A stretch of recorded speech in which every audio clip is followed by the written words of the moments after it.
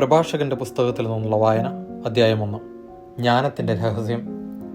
സർവജ്ഞാനവും കർത്താവിൽ നിന്ന് വരുന്നു, അത് എന്നേക്കും അവിടുത്തോടു കൂടെയാണ്.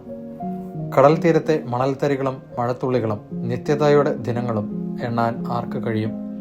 ആകാശത്തിന്റെ ഉയരവും ഭൂമിയുടെ വിസ്തൃതിയും പാതാളത്തിന്റെ ആഴവും നിർണയിക്കാൻ ആർക്ക് സാധിക്കും? ജ്ഞാനമാണ് എല്ലാറ്റിനും മുമ്പ് സൃഷ്ടിക്കപ്പെട്ടത്. വിവേകപൂർണമായ അറിവ് അനാദിയാണ്. ജ്ഞാനത്തിന്റെ വേരുകൾ ആർക്ക് വെളിപ്പെട്ടിരിക്കുന്നു? അവളുടെ സൂക്ഷ്മമാർഗങ്ങൾ ആരറിയുന്നു? ജ്ഞാനിയായി ഒരുവനെയുള്ളൂ. ഭയം ജനിപ്പിക്കുന്ന അവിടുന്ന് സിംഹാസനത്തിൽ ഉപവിഷ്ടനായിരിക്കുന്നു. കർത്താവാണ് ജ്ഞാനത്തെ സൃഷ്ടിച്ചത്. അവിടുന്ന് അവളെ കാണുകയും തിട്ടപ്പെടുത്തുകയും ചെയ്തു.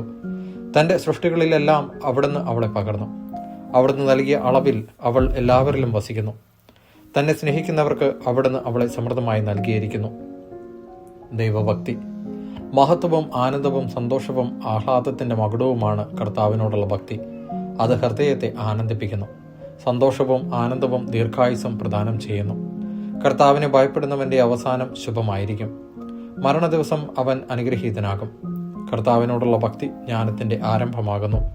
മാതൃഗർഭത്തിൽ വിശ്വാസി ഉരുവാകുമ്പോൾ അവളും സൃഷ്ടിക്കപ്പെടുന്നു. മനുഷ്യരുടെ ഇടയിൽ അവൾ നിത്യവാസം ഉറപ്പിച്ചു.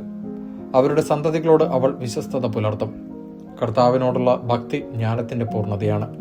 അവൾ തന്റെ സത്ഫലങ്ങൾ കൊണ്ട് മനുഷ്യരെ തൃപ്തരാക്കുന്നു. അവളുടെ ഭവനം അഭികാമ്യ വസ്തുക്കൾ കൊണ്ട് നിറയുന്നു, അവളുടെ കലവറ വിഭവങ്ങൾ കൊണ്ടും. കർത്താവിനോടുള്ള ഭക്തി ജ്ഞാനത്തിന്റെ മകുടമാകുന്നു.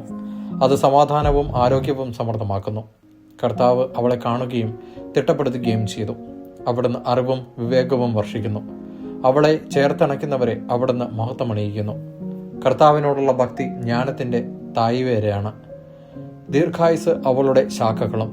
അനീതിയായ കോപത്തിന് ന്യായീകരണമില്ല. കോപം മനുഷ്യനെ നാശത്തിലേക്ക് തള്ളുന്നു. ക്ഷമാശീലന് കുറച്ചു കാലത്തേക്ക് മാത്രമേ സഹിക്കേണ്ടി വരൂ. അത് കഴിഞ്ഞാൽ അവന്റെ മുമ്പിൽ സന്തോഷം പൊട്ടിവിടരും.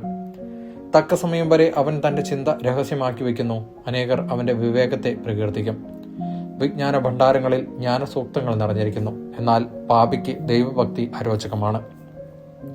ജ്ഞാനം ആഗ്രഹിക്കുന്നവൻ പ്രമാണം കാക്കട്ടെ, കർത്താവ് അത് പ്രദാനം ചെയ്യും. കർത്താവിനോടുള്ള ഭക്തി ജ്ഞാനവും പ്രബോധനവുമാകുന്നു. അവിടുന്ന് വിശ്വസ്തതയിലും വിനയത്തിലും പ്രസാദിക്കുന്നു.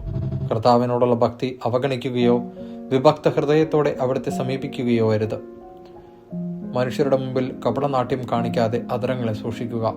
വീണ് അവമതിയേൽക്കാതിരിക്കാൻ ആത്മപ്രശംസ ഒഴിവാക്കുക. കപടഹൃദയനായ നീ കർത്താവിനെ ഭയപ്പെടാത്തതുകൊണ്ട് അവിടുന്ന് നിന്റെ രഹസ്യങ്ങൾ വെളിപ്പെടുത്തി സമൂഹത്തിന്റെ മുമ്പാകെ നിന്നെ താഴ്ത്തും.